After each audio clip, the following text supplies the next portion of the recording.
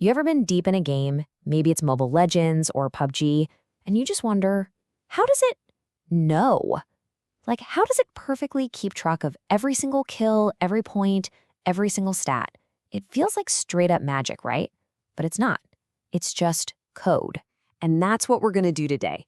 We're going to pull back that curtain and look at the most basic, fundamental building blocks of, well, pretty much all software: data types. Okay, so here's the game plan. First, we'll talk about that secret ingredient behind all your apps. Then, we'll meet the basic data types themselves.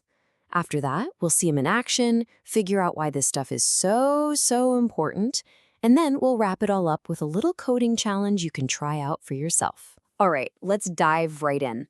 First up, what is that secret ingredient powering every single app and game you use? You know the big secret? It's something that sounds way more complicated than it is. It's called a data type. Seriously, that's it. It's basically just a little tag that tells the computer what kind of info it's dealing with.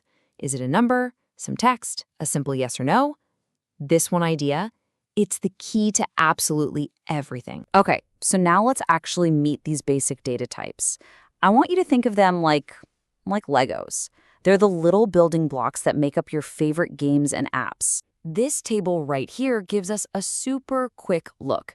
You've got integers, which are just whole numbers, right? Like your player score. Then there are reals for numbers with decimals. Think accuracy percentages.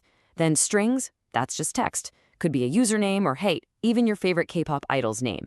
And finally, booleans, which are just true or false. That's all right. So theory is one thing, but let's see how this stuff actually works in the real world. Time to go from just concepts to actual code. First up, the integer. Super simple. It's any whole number. No fractions, no decimals. It's perfect for anything you can actually count. Your kills, your final score, how many assists you got. It's just clean and simple. So let's say you just got 7 kills in a match. In the code, that might look something like kills equals 7. See? The computer now knows that this thing called kills is an integer and its value is 7. Easy, right? But what about stats that need to be super precise? That's where the real data type comes into play. You might hear them called floats, too. They handle any number that has a decimal point. Think about it, your accuracy percentage in Mobile Legends or your headshot rate in PUBG.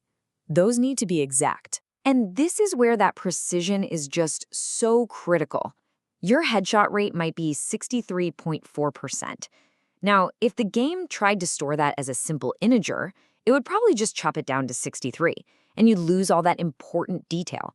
A real is what saves the day and keeps that accuracy. Okay, next up is one you use literally every single day, the string. All a string is just text, a bunch of characters, your username, a hero's name, a message in chat, the name of a K-pop idol like Lisa or Jenny. All of those are strings. So for example, when you pick your hero in Mobile Legends, the game stores that name as a string, something like player name equals Zlong. And this works for everything, from your game username to the name of a K-pop artist in a music app.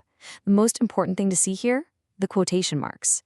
That's the signal to the computer that says, hey, this is text, not some command I need to run. Yeah, the idea is exactly the same. Doesn't matter if it's a game hero or a music star. Okay, next up, the Boolean. Now this one sounds a little fancy, but honestly, it's the simplest of them all. It can only ever have 2 values, true or false. That's it.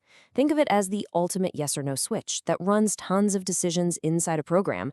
Are you the winner? Is the power up on? Is the door open? Yes or no, true or false. And what's so cool about this is how one single Boolean value, let's call it isWinner, can totally change what you see on screen. If isWinner is set to true, bam, the program runs the code to show you winner, winner, chicken dinner. But if it's false, you get better luck next time. It's like a powerful fork in the road, all controlled by that one little switch. All right, one more special type to cover, the array. The easiest way to think about an array is just a list. It's a single variable that can hold a whole bunch of items, all nice and organized. Your weapon loadout in PUBG, a playlist of your favorite songs, your friends list, those are all perfect examples of arrays. And here's a perfect example. A program could make an array called top 5 weapons. and just load it up with the names of your favorite guns as strings. Then it can easily grab any item from that list, like the very first weapon, the M416, or it could run through the whole list to show your entire loadout on the screen. Okay, so we've met all the key players now, but why does any of this matter? Let's get to the really big question. Why is this stuff so important? Because this, right here, is the foundation of pretty much everything you use. Well, it really boils down to three things. First, computers are super powerful, but they're not smart. They need these labels so they don't try to, do math with your username or something crazy.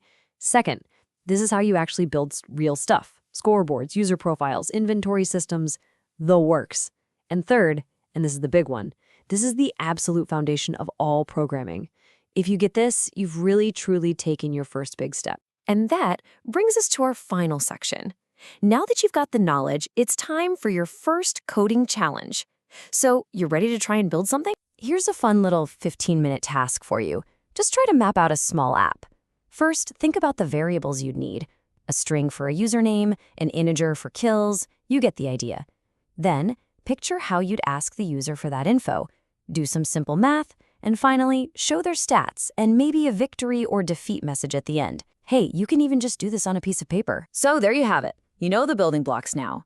I bet the next time you play a game, you're going to see it totally differently. Not as some kind of magic, but as a cool system of integers and strings and booleans all working together. And that leaves us with one last question to chew on. Now that you understand the code, what stats would you track in your dream game?